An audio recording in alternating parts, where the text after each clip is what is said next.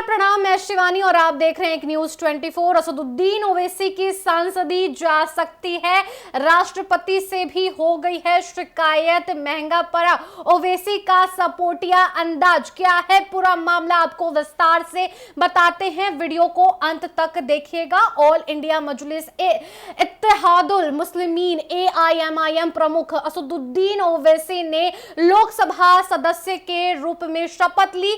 शपथ लेने के दरमियान असदुद्दीन ओवैसी ने फिलिस्तीन का सपोर्ट कर दिया, जिसके बाद पूरे देश भर में उनको लेकर विवाद खड़ा हो गया है, यानी कि अब बवाल काटा जा रहा है। बता दें आपको कि संसद के अंदर से लेकर संसद के बाहर तक असदुद्दीन ओवैसी की आलोचना हो रही है। पूरी जानकारी आपको आगे विस्तार से देंगे। इससे पहले आपको बता दें कि सत्ता पक्ष इस मामले को लेकर अब चाहती है कि असदुद्दीन ओवैसी को अयोग्य घोषित किया जाए। इसको लेकर अब असदुद्दीन ओवैसी की सदस्यता भी जा सकती है, ये बड़ा खबर निकलकर सामने आ रहा है। लेकिन असदुद्दीन ओवैसी भी इस मामले को लेकर अपना स्टैंड लेते हुए खुले तौर पर दिखे हैं।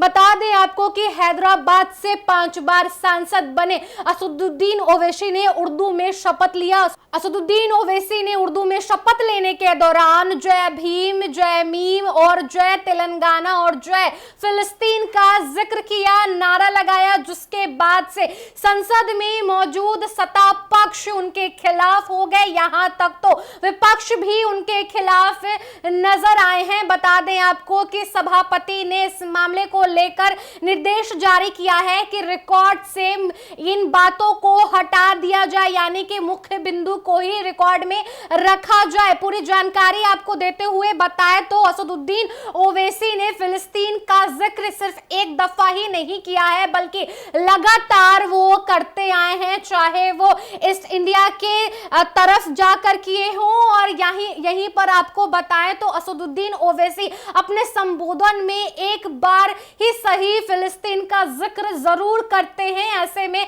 संसद भवन में उन्होंने शपथ लेने के दौरान भारत का जिक्र नहीं किया और इसी मामले को लेकर सोशल मीडिया पर अब बवाल मचा हुआ है, यानी कि असदुद्दीन ओवैसी की आलोचना हो रही है कि जिस देश में रहते हैं उस देश का नाम एक बार भी नहीं लिए हैं और इस मामले को लेकर राष्ट्रपति के पास शिकायत चली गई है। अब बताया जा रहा है कि असदुद्दीन ओवैसी की सदस्यता जो है वो चली जाएगी, यानी कि इतने मेहनत से सांसद बने, अब उनकी सांसदी जो है वो चली जाएगी। आपको पूरी जानकारी देते हुए बताएं तो प्रोटेम स्पीकर यहां तक उन्होंने दावा किया है कि असदुद्दीन ओवैसी का जो ये विवादित बयान रहा है उसे हटा दिया जाए, उसे रखा ना जाए रिकॉर्ड में। वहीं पर उन्होंने ये भी दावा किया है कि भर्तृहरि मेहताब जो हैं, जो कि प्रोटेम स्पीकर हैं, उन्होंने दावा किया है कि अगर इसे रिकॉर्ड से नहीं हटाया गया तो बवाल आगे और जारी रहेगा। आपको पहले ये भी जानकारी दे देते हैं कि प्रोटेम स्पीकर क्या होता है। प्रोटेम स्पीकर जो होते हैं वो अस्थायी स्पीकर के तौर पर देखा जाता है इन्हें, यहां तक संविधान में इनका जिक्र नहीं है, लेकिन सांसदों के मामलों में, यानी कि संसदों के मामलों में मंत्रालय के नियमावली में इसका जिक्र किया गया है, यानी कि आपको बताएं तो शपथ और पद का जिक्र नियमावली में किया गया है। यहीं पर आपको बताएं तो सुप्रीम कोर्ट के वकील विष्णु शंकर ने इस पर बयान दिया है। विष्णु शंकर जैन ने कहा है कि इस मामले को लेकर राष्ट्रपति के सामने सभी ने बैठकर इसके मामले को संज्ञान लेने के लिए बातें रखी है। इस मामले पर जल्द से जल्द संज्ञान लिया जाए, यानी कि सदस्यता से अयोग्य घोषित कर दिया जाए उन्हें, यानी राष्ट्रपति के पास जाकर ये बात रखा गया है कि अनुच्छेद 102 और 103 के तहत उन पर शिकायत दर्ज की जा सकती है और ऐसे में राष्ट्रपति के पास पहुंचकर सत्ता पक्ष के सांसदों ने इस बात का जिक्र किया है कि असदुद्दीन ओवैसी ने बयान दिया है जो कि भारत के हित में नहीं है। जब आप अपने सदन में भारत का जिक्र नहीं कर रहे हैं, शपथ में भारत का जिक्र नहीं कर रहे हैं और जय फिलिस्तीन के नारे लगा रहे हैं, तो भारत कहां है? ऐसे में विवाद एक तरफ सोशल मीडिया जगत पर भी उछल रहा है। तो वहां पर देखा जाए तो विष्णु जैन शंकर ने बताया है कि यहां पर देखा जाए राष्ट्रपति के पास शिकायत दर्ज करा दी गई है कि अनुच्छेद 102 और 103 के तहत कार्रवाई की जा सकती है। अनुच्छेद 102 और 103 क्या बताता है वो मैं आगे आपको विस्तार से बताऊंगी। इससे पहले आपको बता दूं कि असदुद्दीन ओवैसी ने भी इस मामले में अपनी राय रखी है, प्रतिक्रिया दी है। पहले आप सुन लीजिए कि असदुद्दीन ओवैसी ने क्या कुछ बातें रखी है।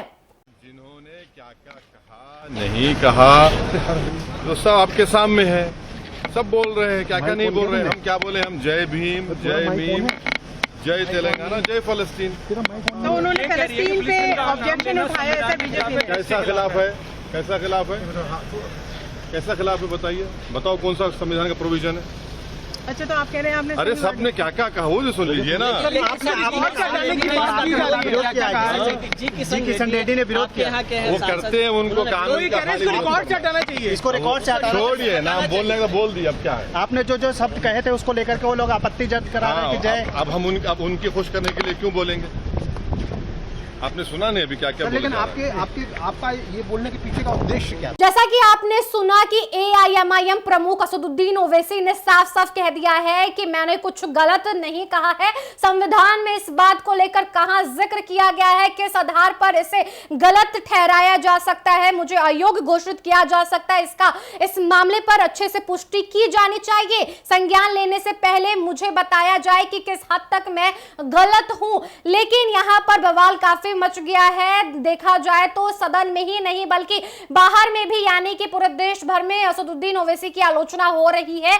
अब आर्टिकल 102 और 103 क्या कहता है ये भी मैं आपको बता देती हूं कि आर्टिकल के तहत ये कहा गया है कि अगर आप भारत देश के नागरिक नहीं हैं और दूसरे राज्य यानी कि विदेशी राज्य की सदस्यता ग्रहण करना चाहते हैं, यानी कि आप वहां के नागरिक बनना चाहते हैं स्वीकृति से, और ऐसे में आपको भारत का नागरिक घोषित नहीं किया जाएगा। अगर आप संसद के सदस्य हैं तो सदन के सदस्य से भी आपको इस्तीफा देना पड़ेगा, अयोग्य घोषित कर दिया जाएगा। अगर आप विदेश राज्यों के यानी कि विदेशी राज्यों की अगर आप उनकी निष्ठा प्रदान कर रहे हैं, यानी उनकी निष्ठा प्रदर्शित कर रहे हैं, उनके अधीन रहकर काम कर रहे हैं, तो ऐसे में आपके ऊपर कार्रवाई की जा सकती है। सदन की सदस्यता से आपको अयोग्य घोषित किया जा सकता है। और इसी मामले के तहत राष्ट्रपति के समक्ष ये बातें रखी गई हैं कि आर्टिकल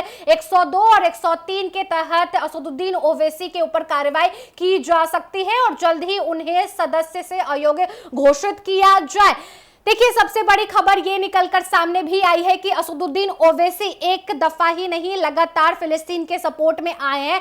फिलिस्तीन में जिस तरीके से विवाद बढ़ता जा रहा है, भारत में रहकर असदुद्दीन ओवैसी ने जिक्र किया है, लेकिन आलोचना इस कदर अब सामने निकल कर आई है। जब संसद भवन में आप शपथ ले रहे हैं तो शपथ के दौरान आप जय फिलिस्तीन कह रहे, भारत शब्द कहां गया? ऐसे में असदुद्दीन ओवैसी की आलोचना एक तरफ तो हो रही है, लेकिन उनकी सदस्यता जो है दूसरी तरफ खतरे में पड़ गई है। अब एक और बड़ी खबर निकलकर सामने आई है, वो भी मैं जिक्र कर देती हूं कि लोकसभा के स्पीकर के तौर पर कोटा से बीजेपी सांसद ओम बिरला को फिर से नियुक्त कर लिया गया है। दूसरी बार लोकसभा स्पीकर बने हैं ओम बिरला। देखिए, ध्वनि मत से उन्हें वोटिंग प्रतिशत में बढ़ोतरी मिली और इस वजह से ध्वनि मत से वो स्पीकर नियुक्त हो चुके हैं। हालांकि असदुद्दीन ओवैसी के इस बयान पर आपकी क्या कुछ राय है, आप हमारे कमेंट बॉक्स सेक्शन में लिखकर जरूर बताएं। इस वीडियो को आप हमारे यूट्यूब चैनल एक न्यूज 24 पर देख रहे हैं तो हमारे चैनल को सब्सक्राइब कर लीजिए। फेसबुक पेज पर देख रहे हैं तो फेसबुक पेज को लाइक कीजिए, फॉलो कीजिए। मिलते हैं आपसे अगले वीडियो में, तब तक के लिए धन्यवाद।